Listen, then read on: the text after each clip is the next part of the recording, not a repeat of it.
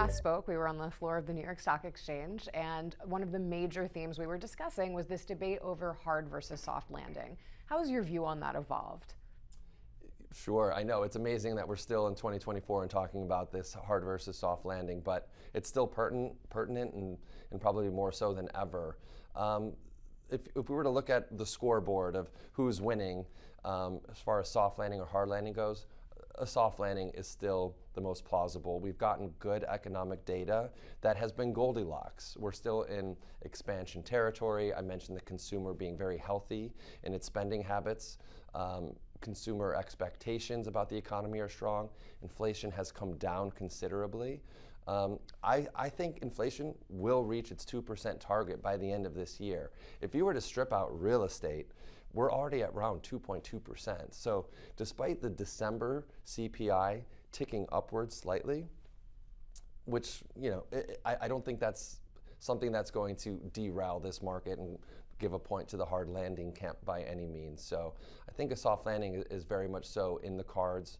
I talked about real estate. The Zillow rent index, for example, already predicting in decreases in stabilization in rent prices. Something like 1 million homes were built in the last quarter that need vacancies that will help drive down prices further. Leases turn over as you start the year. I mean, at most every 6 months you start to notice that. So I think inflation is under control, consumers strong. Probably the first shoe to fall that I will watch is jobless claims. If jobless claims, and they've been stubbornly low, if they tick above 300,000 and stay there for a considerable amount of time. Unemployment data is a lagging economic indicator. It's not going to tell us much if we get a 300,000 plus read, but over a sustained period of time, I think that is what will kind of cause some deterioration and some nervousness towards a hard landing. Stonebriar Wealth Management, advisors for your life.